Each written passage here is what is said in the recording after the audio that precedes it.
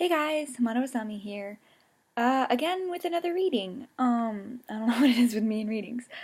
Uh, so this time it's actually something that I have not posted to my LeoFan221 account, but I wanted to read anyway as sort of a kind of response-ish thing. Drabble and, like my reaction essentially to, um, the last TMNT finale, and if you know me, you know I don't do things in halves. Like, I don't just make up a character. When I'm watching something that involves a character, like TMNT, I am, like, visualizing Asami and Lupa's reactions. And so um, I can't just watch it normally like a normal person would and fangirl over little moments, even though I do that. I'm also like, oh, I should have Asami say this, because it's a smart comeback and stuff. Or I should have Asami, react this way and then Lupa will be a different way, blah, blah, blah. So this is something I haven't posted yet. It's not complete, but I wanted to let you guys know that I was right there with you and being crushed. Like, I sat there in shock. Oh my gosh, like, it was terrible for me. Oh, oh, I can't believe they did that. Anyway, let's get into the reading. This should not have happened. This was all wrong. What went wrong? How could this have happened? Gone so wrong so suddenly. I still can't believe it. I refuse to accept it. I knew the alliance was temporary at best, but I never suspected that Saki would turn as soon as Dad turned his back. The instant Dad's focus was not on preventing the inevitable betrayal, the second the perfect opportunity arose. Saki didn't hesitate. He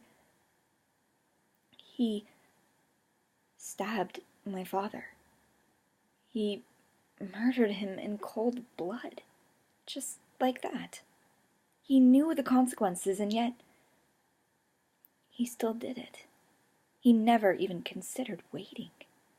He saw his opportunity and he took it, pure and simple. Of course, I went on the vicious offensive.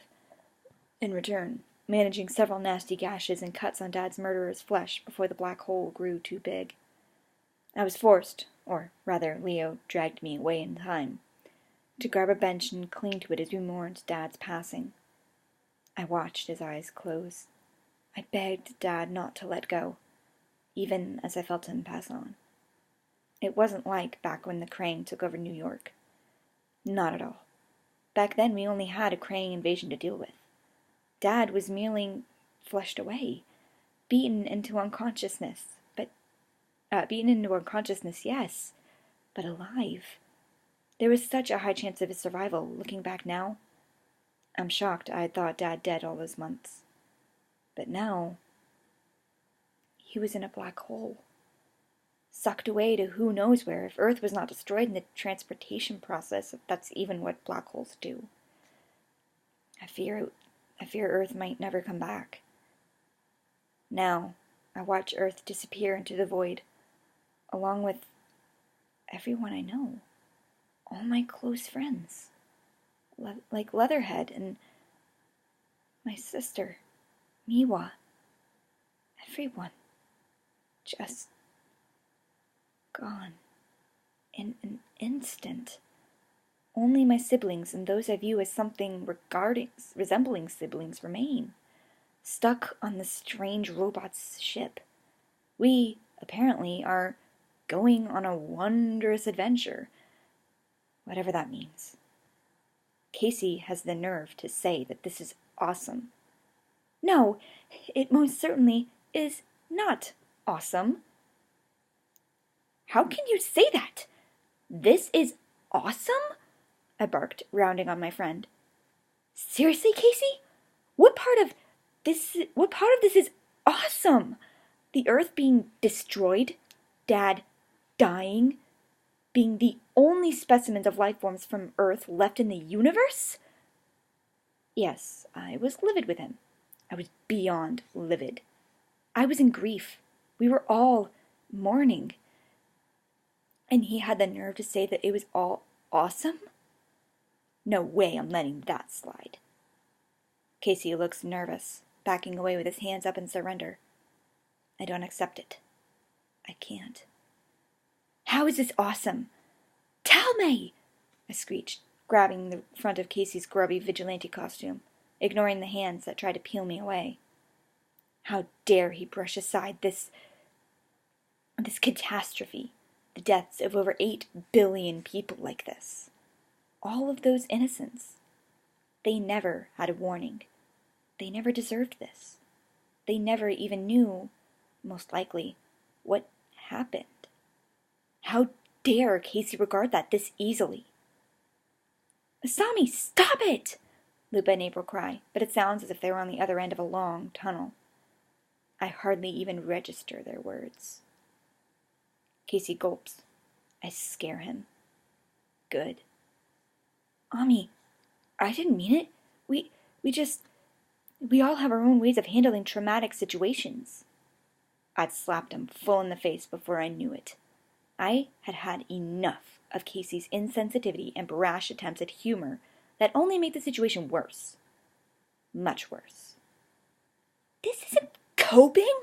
I screeched, tears now leaking out and voice trembling. The robot just stood there, gazing between Casey and I, totally unsure of what to do. He seemed worried for Casey. Yeah, he should be. This is you being totally insensitive, as always, I growled, standing over him, quavering with the attempt it took not to break down right there and possibly attack Casey. You are always trying to lighten the mood with those stupid jokes and ridiculous lines. I was blinking rapidly now, my voice quickly losing venom. I swallowed. Did it not occur to you that was the worst thing you could say? That was hardly a whisper. I don't know why I reacted this way, but I pull myself together enough to make it into one of the small domed pits in the floor, finding a button that activates a canopy somehow, and staying in there, finally letting it all out. I hoped this thing was soundproof. I hated myself for letting my eyes drift from Saki for an instant. I hated Saki for being the twisted psycho he was. But I didn't hate Casey. He was just trying to lighten the mood. He was not intentionally rubbing salt to the wound and grinding it in. I had to remember that. I had to believe that. He was not the bad guy. The Triceratons were the real enemy. If they hadn't brought in that heart of darkness, Dad would have never even considered teaming up with Saki. Never. But the circumstances called for it, and it was effective, if not incredibly, predictably, short-lived. It was the single oddest moment of my life, working alongside mutants like Tigerclaw and Razar to bring the Heart of Darkness down. I must admit, Tigerclaw makes a much better ally than an enemy.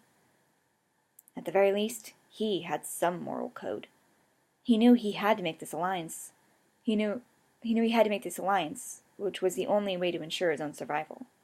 He even went out of his way to make certain that we had a shot at deactivating the Heart of Darkness. Too bad he had to get sucked up as well. Saki didn't have that moral code, dooming the child he so claimed to love, all for the sake of some stupid revenge scheme that resulted in his own destruction. Dad once told me, bitterness is swallowing a poison and expecting someone else to die. That was how he'd overcome his hatred for Shredder. His Christianity was also a source of liberation. How apropos that saying is for Shredder, although he was not the only one to die because he could not let go of the hate inside. Everyone on Earth was gone because of him, because Saki couldn't let Dad go. He just couldn't give up his hunt for revenge. He just couldn't.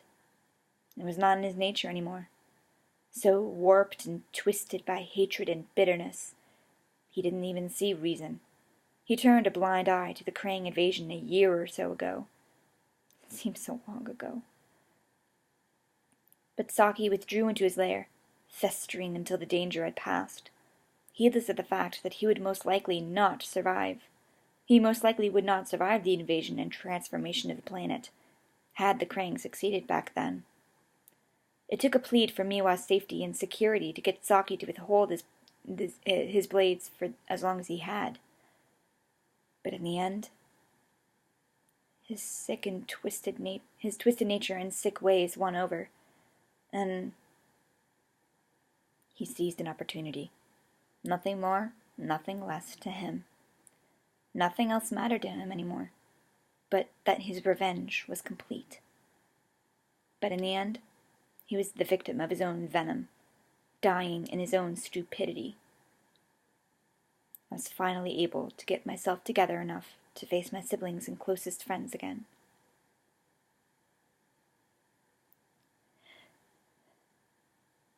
I couldn't say anything. I was still getting sucker punched by the aftermath of all of this. I broke down again. This was all too much. All too horrible. I couldn't deal with this. Not now. So, sorry if this was a bit angsty, but I figured Asami would probably have a pretty dramatic reaction. Because, I mean, it was freaking her dad that was killed. So that's kind of a glimpse at what's in store for Annihilation Earth whenever I get there.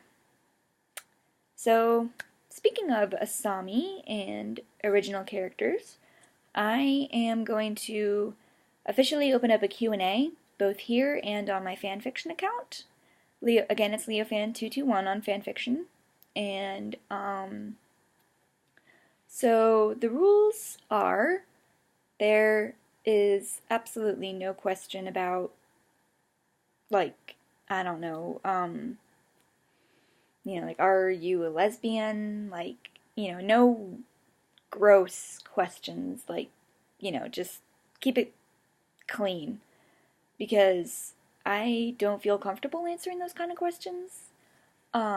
So please keep it clean. No, like, gross, inappropriate questions at all. But feel free to ask me anything, or ask Asami or Lupa anything, and I will have to answer for them. Because, being ninjas and all, they can't come onto the screen. Gosh, that was darky.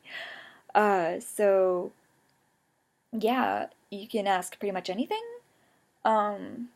As long as it's, not gross. I can't think of any specific example. Like, no, I don't know, just, like, if I get a question I don't want to answer, I will point out the question, and I will say this kind of question will not be accepted. And I will probably delete the comment or review. I'll be posting, a quick summary of what I'm saying here onto fanfiction in a little while, and then that will be the Q&A. And I will write answers there, and I will make a video of me answering the questions and post it here, so that, everybody can know the answer. So, okay, actually, screw all of that. So, the questions I get on YouTube will be answered on YouTube. The questions I get on fanfiction will be answered on fanfiction. Just keep it like that. So, send me a PM or a review on fanfiction with your question, and most likely you will get it answered. I will try to do about 5 questions every video. So bring it on. And any of my other OCs you can ask questions about too. Just please heed the rules as set forth, and I should be able to answer your question. See you guys.